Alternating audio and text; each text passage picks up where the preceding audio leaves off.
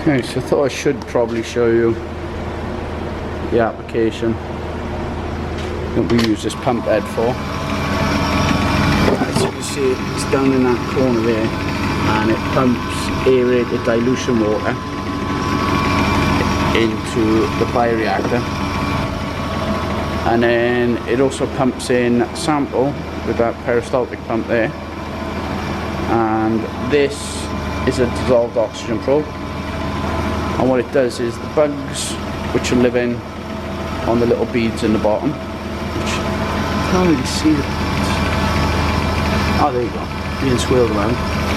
And as you pump dirty water in with the peristaltic pump, you end up with the bugs eat the oxygen, use the oxygen up. And what you're looking for is a difference of 3. So as the normal oxygen levels are 11 milligrams per litre. So as the bugs use up the oxygen, you pump in dilution water with this pump here and slow this pump here, and that gives you a difference of 3. From that you calculate the BOD figure. Oh, it's a bit flickery on the screen. And then just quickly, the other one we got on site is LAR TOC analyzer, which has got a high temperature furnace which runs at 1200 degrees. Sample is in that vessel with a stirrer. Got acid being aerated in there, and there's an injection valve, and this needle moves, sucks up water and injects it either into the furnace or into the TIC chamber, and that is what gives you your reading, which put it back on the reading screen. Here we go, and that's about it. Okay, see, we've got 2 in here, but as is the way with these sort of things, one has been massively sacrificed for parts. Not really a lot left on it to get that working again soon. Okay, so we're going to rebuild Micropump. Sitting up there.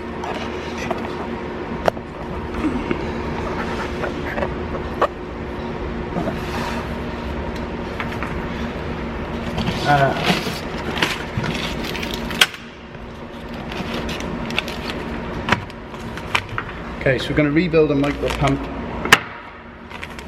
We call them a P2 in the analyzer that we use them on. This is a Micropump GJN23FF1S. Basically all the same. Right, so to do this, got your rebuild kit. Not a cheap item, but need it. Rebuild kit is L19071. This comes with all the necessary parts. So strip off the back plate. Now in our application, what you've got to remember is that you can change the back plate orientation. So if you look there, for our application you need the tools close together at the top and the bottom. So this back plate held on with 3 screws.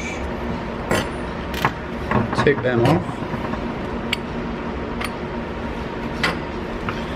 Then you have the magnet, just pull that off.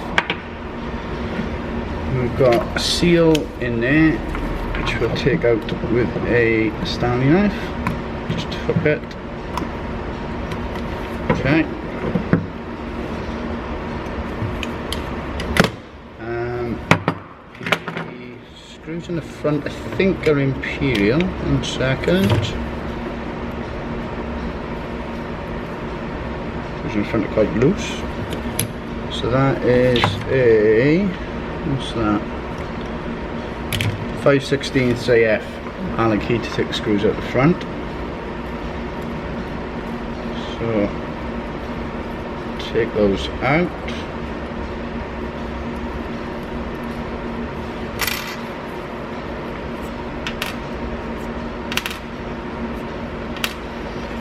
And then split it into its component parts.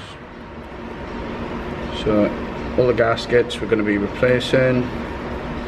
Save the 2 location pins. Take them out for a minute. Just got that. It's quite sticky. Okay, then pull these 2 cogs. As you can see, pretty easy, they've come out with the bushings attached to the shaft, which is bad. And then that one, job done. Right, now we prepare it for the rebuild. Now there is a special tool, no smart comments about me, to take these bushings out, but as you can see, wood screw does it fine. There's 1 bush left in that side. So that's it completely stripped down now. Now, don't know how relevant it is in your application, but what we found is you can get run past when the pump is stopped. Can you see the grooves that are worn in this plate? Now, even though these cogs are a certain size to go in the middle section, never sand the middle section. But you can flat off that face on there and that face on there. So just on a piece of sandpaper on the table.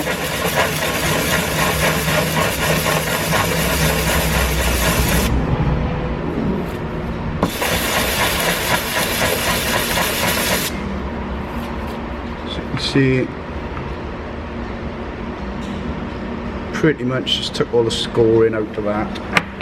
So this one, you can see, oh, there's another bush in there. What's that one? See, this one's quite scored, particularly around this one here. Again, put it on the sandpaper.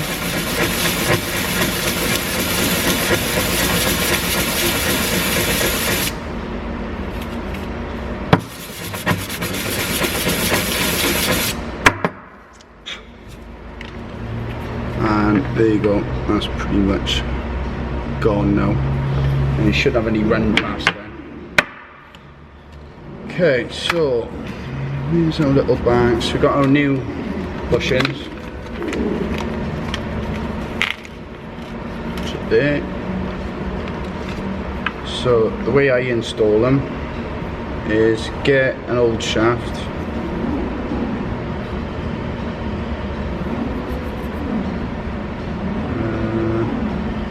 Bigger. Okay. So there's a bushing there, bushing there. Again, there's a special tool to put these in, but I just do that with an old one. Again, in the other side of that.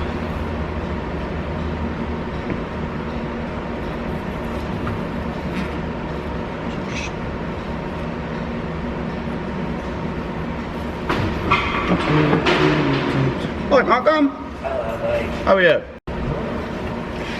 Okay, so there's 2 further bushes.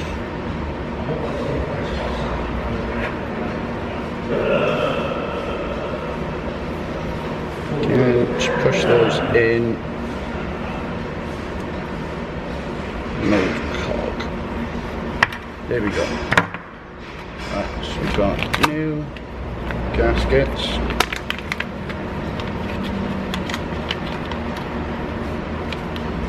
And new cogs. So I don't use the silicone grease that comes with it. Put in your 2 locating pins.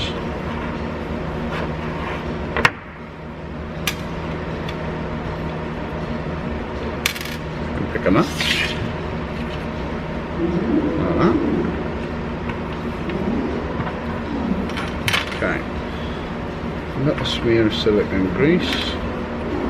It's not super critical, I've never seen one leak.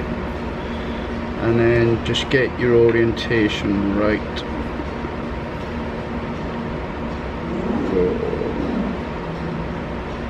There you go, like that. Push that down. There we go. Right, this one. Slide that on.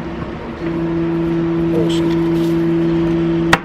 Right, so we've got our new cogs, and the important bit to remember is the long one always goes in the middle.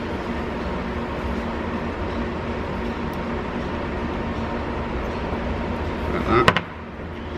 Another smear of silicone grease.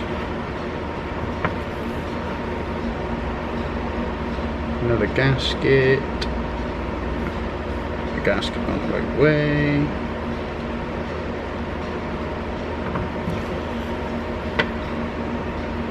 Smear of silicone grease on the part that actually touches the other part, and then just line those up so the long shaft comes out the middle. There.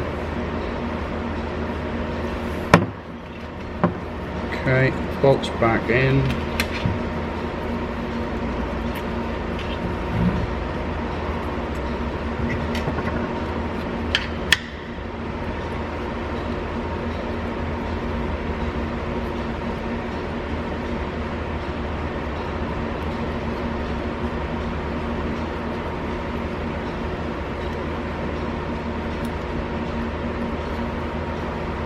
With your 5/16 Allen key,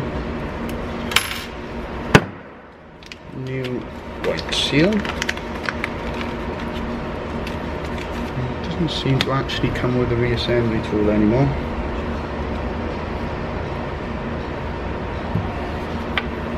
Which, the way that used to work is you could set this magnet height. So the magnet, I don't know if you can see, got a little wire in the central hole, and there's a little cutout in the shaft. So locate that on there, push it, and then you want to have a little gap like that. Just check we haven't got it. No, we haven't. Okay. That, and then as we said, this one needs to go on for this particular application with the holes together, top and bottom. Put a screw in there.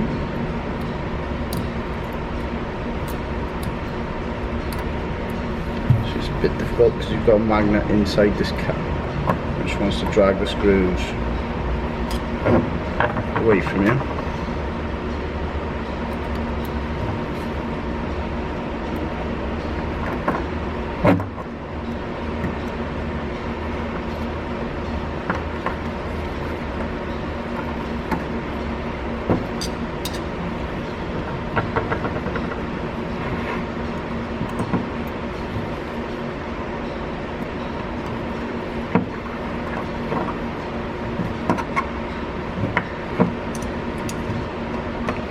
That is that, and that's one rebuilt. Again, with our application, it's always coming in on the plastic fitting, out on the stainless hose tail, so you want that arrow on the front casing pointing upwards. Don't have to go crazy tight on anything, and the way it works in our application is it will calibrate for a minute at, I think it's 100%, and when these are worn it'll drop down to about, well, the cut off is 90, but you can run them down as far as 70 mils. After you've rebuilt them, it'll be back up in 140, 150 mils, something like that, pumped in a minute. So that's one. The other one that I've got is still mounted to the step per motor, which I think that's 2.5. 2.5 tight. Ooh, very tight.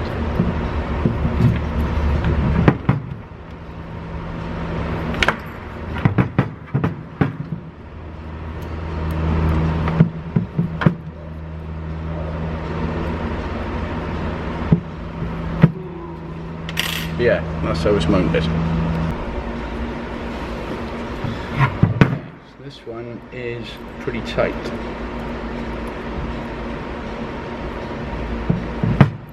Jesus.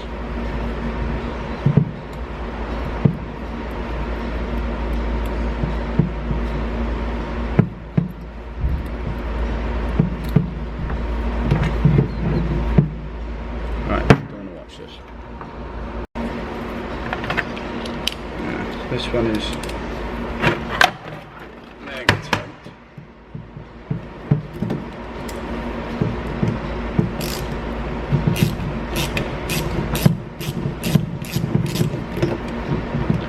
So I've actually got 2.5 mil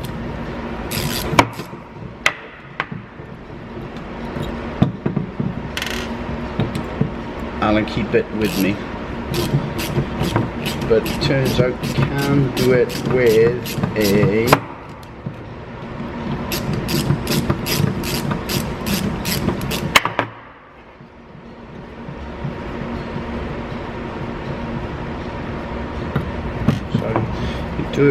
a T10 torque spread. Should do the same job.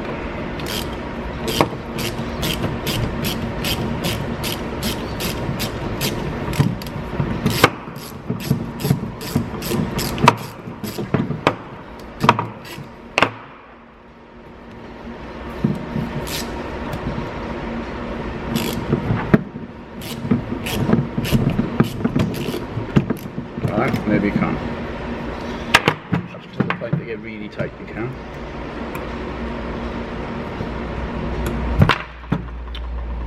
Slack.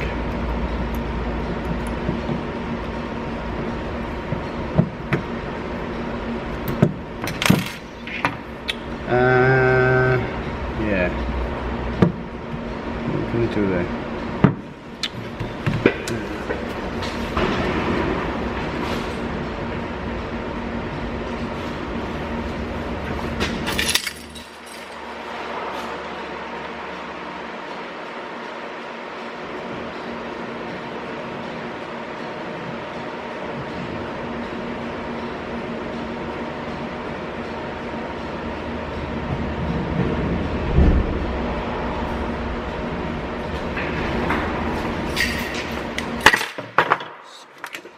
It out with a pair of pliers.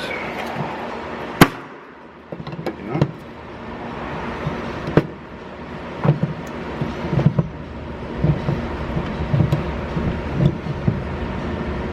I think that's going. Or I could just snap off. Either way, 3 is fine. We've even run them with 2. No noticeable drawbacks. So that's a step motor that we run it with a Hall sensor feedback loop on it. So we're just going to quickly rebuild this one.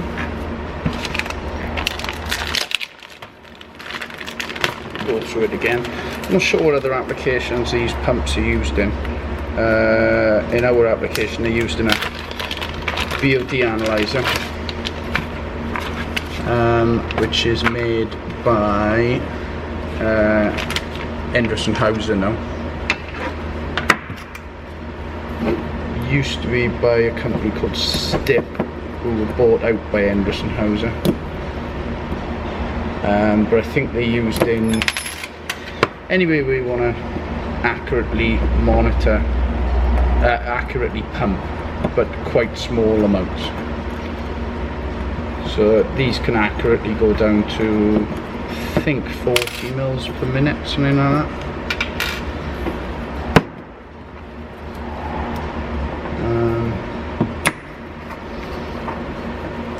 as you can see, it's a fairly simple. First time, especially when you look at the instructions, quite daunting. I was sent out on site to do my first one after half-hour training. But once you've done a couple of them, so magnet off, just my standing off, gasket out the back,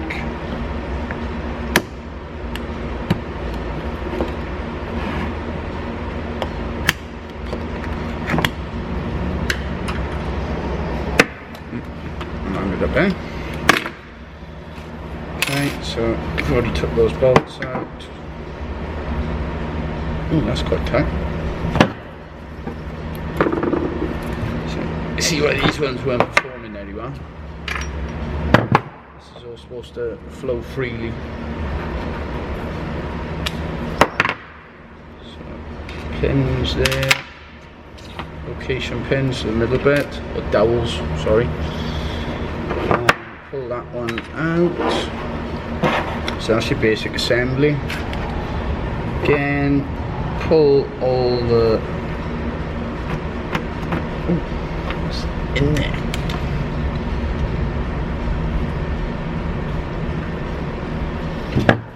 Okay. Easy.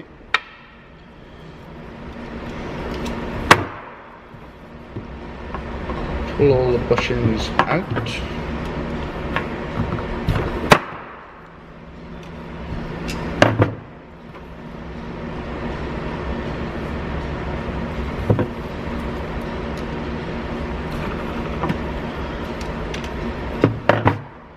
So I'm actually doing this on site, but these are spare pump heads which they've got, so when I do finally get a key, apparently they've only got one key, I'll be able to just go and swap the ones that are fitted with these freshly rebuilt ones. And you can see with this one, again, you've got a bit of way to the face. Now that one's not as bad. So again, what to do, this is a bit of old sandpaper I found on an overpull sander in the van. Doesn't need to be anything special.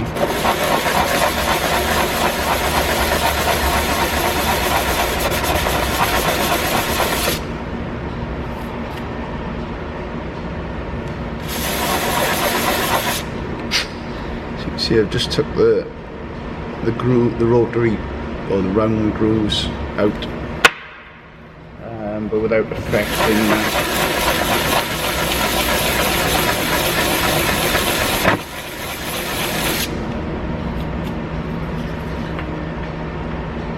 So nice and clean now. So again, we'll start with the end cap.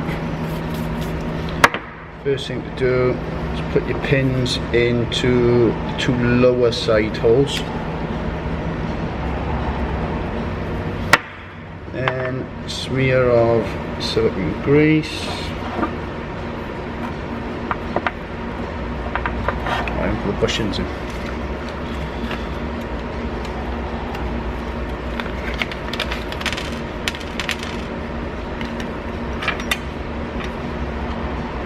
Okay, so put new bushings into two shaft holes.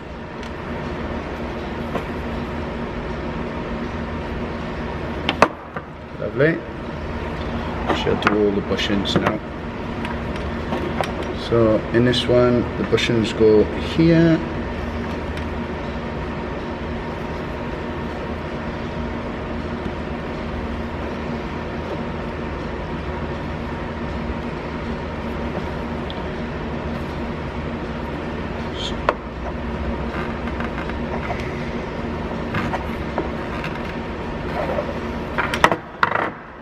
Same location on the back.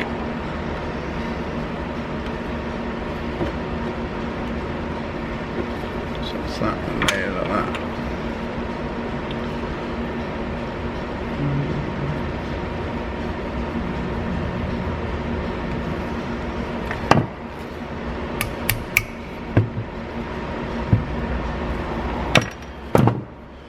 Okay, so all the new bushings in, new gaskets.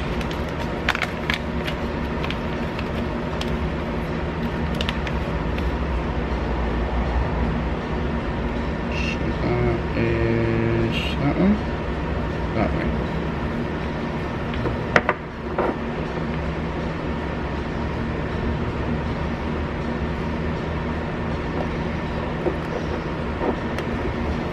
Like that.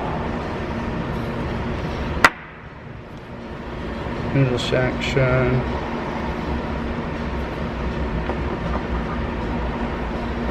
Giving it that.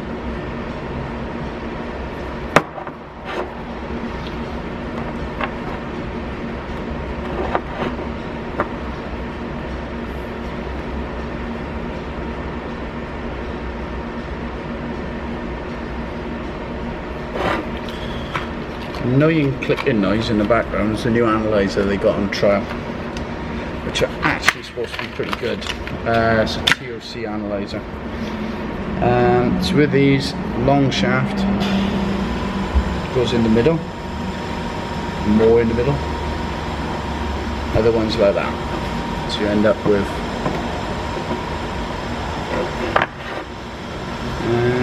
already put the gasket on there. Give this a smear of some silicone grease so it primes the first time, and then you can see, so you want the long shaft to come out in the middle like that. So then put your bolts back in, 5/16.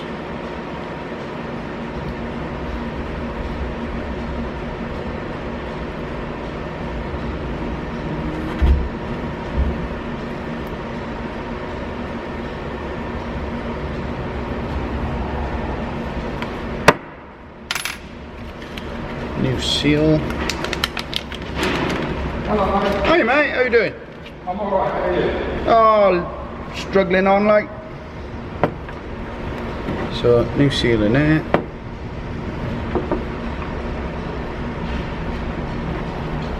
Again, gap. Hang on, that way. So when that's the magnet turns all the cogs inside the pump bed. So again, line it up. Lovely.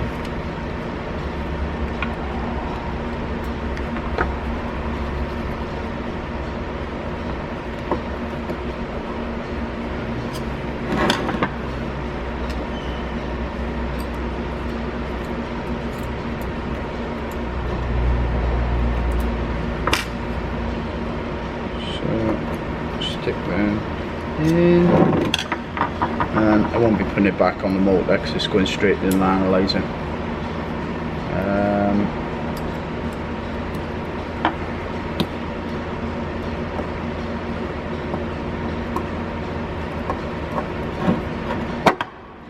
Whoops.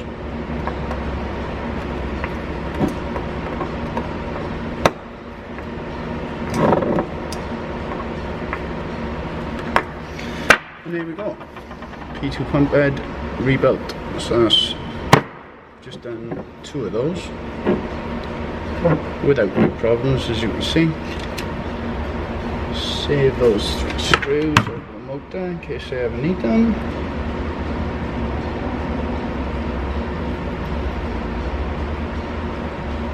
So these pump beds are not cheap on neither of the rebuild kits. They are quality, but they're not cheap. The rebuild kits are, depends what discount you got, but they're well over 200, between 200 and 250 for the rebuild kit, which is a lot of money for some plastic bushings and cogs, but you need them to work properly. So yeah, that's it. Hope this helped if you've got to rebuild one of these. Please like, subscribe and comment, or if you've got any questions, feel free to put them in the comment section. Thanks a lot, thanks, bye.